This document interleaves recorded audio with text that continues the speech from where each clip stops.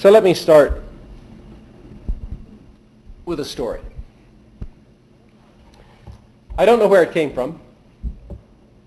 I don't really recollect where I first heard it. But it's a story that is stuck in my imagination, an oral history of sorts. It's of a young fellow visiting Switzerland in the late 1930s. And he was crossing the old Lake Zurich. There used to be a ferry service that probably still is, that crosses the lake from point to point. And he climbed aboard the old ferry boat and found himself there on a bench, surrounded by common folk, Swiss farmers making their rounds. And as the boat sailed out across the lake, he looked up and noticed a most peculiar figure there, standing at the prow of the boat, was an old man, somewhat gray, a bit bent. His hair was in the wind, his eyes focused upon the deep water, his visage enwrapped in the smoke of an old Swiss pipe. The young fellow was captured by this vision. He couldn't take his eyes off him. There alone at the prow. An old farmer sitting next to him noticed where his eyes were cast, and after a while nudged him with an elbow and reached over and whispered in his ear, Der ist unser Zaubermeister. There's our wizard. The fellow thought, and it made sense. There's our wizard. The man at the prow of the boat, of course, was C.G. Carl Gustav Jung.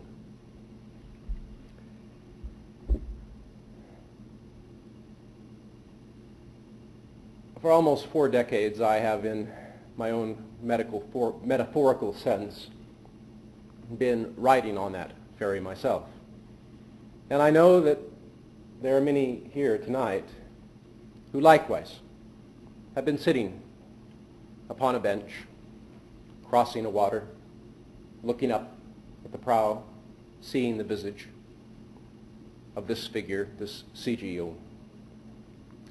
I first encountered him when I was, I think about 17.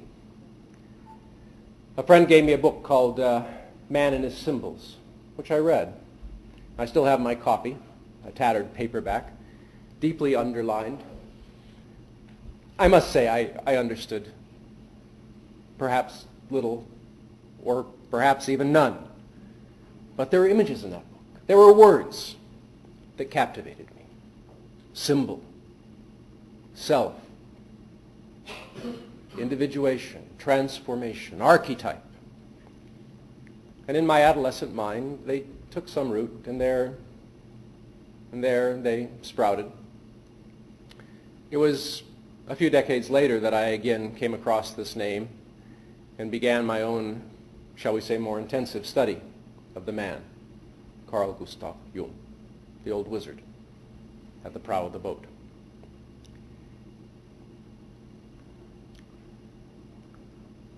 And that now is, regrettably, almost 2 decades ago. How time flies.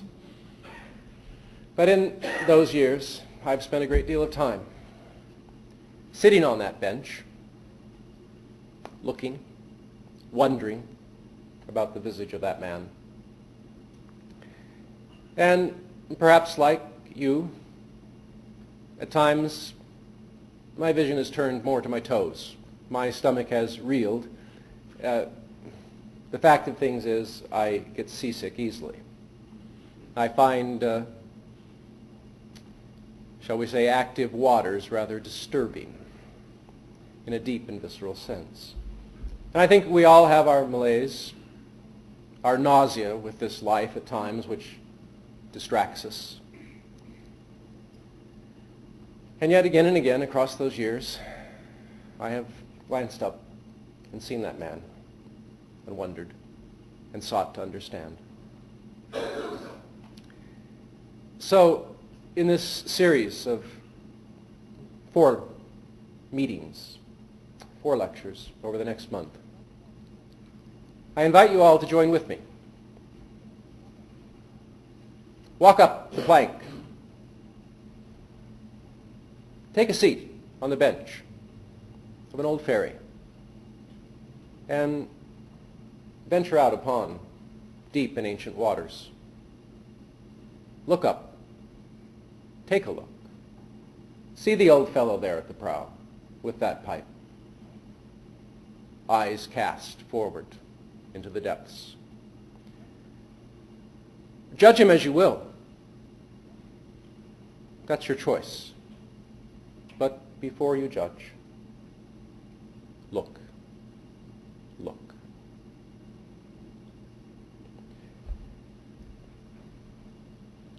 Carl Gustav Jung was born in the year 1875. He died on June the 6th of 1961. He is, I believe, to be judged by history as a signal figure of the 20th century. I believe he is, and will so be judged by generations to come, as a truly great man. But, we live in the age of common women and common men. All of us together equal in our grand and vulgar commonness. There's no place on this leveled field of our modern expectation, really, for grandness, for greatness. We know our human heroes of lore as all too human, be they kings or presidents, warriors, prophets, priests, all too human. And the biographical appraisals of Jung manifest a singular difficulty with getting him. He's a shapeshifter. He's a hard one to put in the box.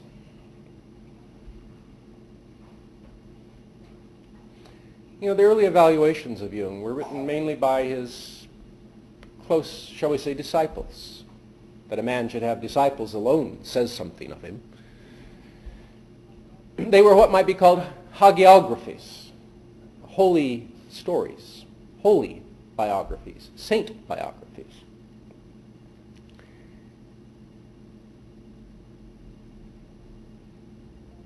Then there came evaluations of the man of a more negative nature, criticisms, critiques, belittlings. Colin Wilson wrote a book, biography, entitled it Lord of the Underworld.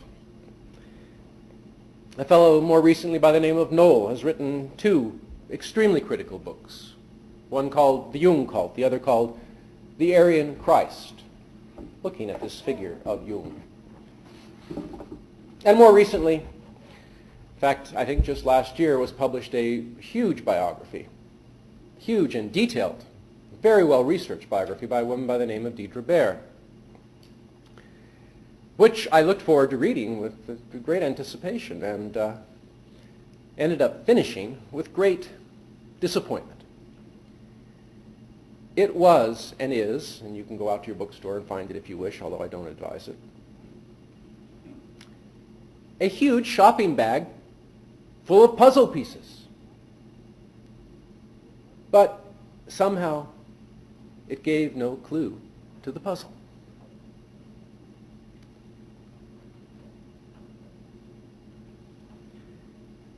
In like manner, evaluations of his huge corpus of work. I think Jung wrote almost 3 million words in his collected works, and I admit to having read at least 2/3 of them.